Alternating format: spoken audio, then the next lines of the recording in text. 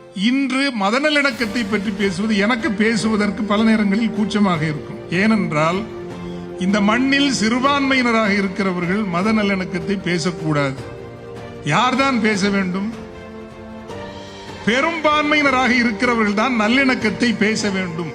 எனவே நான் கேள்வி கேட்க விரும்புவது, அமைதியாக இருக்கிற, பேசாமல் இருக்கிற பெரும்பான்மை மக்கள் தான் ஏன் நீங்கள் வெளியே வந்து பேசாமல் இருக்கிறீர்கள் என்கின்ற கேள்வியை துணிவோடு கேட்க வேண்டிய ஒரு காலகட்டம். ஏனென்றால் அந்த கேள்வியை கேட்காத வரை நீங்கள் எந்த பக்கமாக நிற்கிறீர்கள்?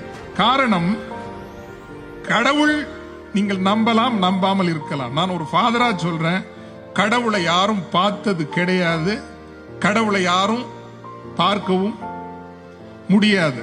யாராவது வந்து கடவுள் இப்படி அப்படி எல்லாம் இருக்காருன்னு சொன்னாங்கன்னா அவங்கள மாதிரி ஃப்ராடும் கிடையாது.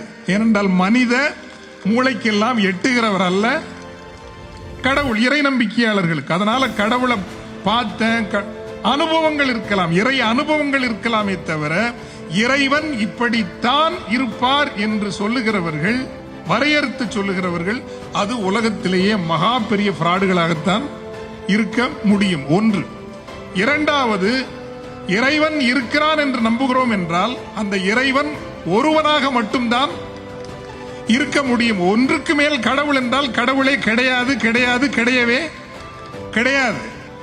இந்த உலகத்தில் எவன் ஒருவன், வேற எதை வைத்து வேண்டுமானாலும் நீங்கள் பிரிவுகளை, வேறுபாடுகளை நீங்கள் பேசலாம்.